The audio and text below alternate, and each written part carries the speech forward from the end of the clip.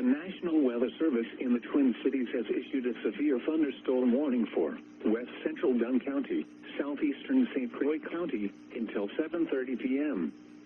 At 6:56 p.m., a severe thunderstorm was located near Woodville, or 12 miles east of River Falls, moving northeast at 40 miles per hour.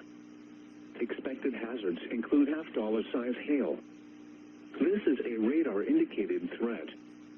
The following impacts are expected. Damage to vehicles is expected. This severe thunderstorm will be near Woodville around 7:05 p.m. Nap around 7:15 p.m. Other locations in the path of a severe thunderstorm include Boyceville. A tornado watch remains in effect until 10 p.m. for west central Wisconsin. For your protection, move to an interior room on the lowest floor of a building. A tornado watch remains in effect until 10 p.m. for west central Wisconsin.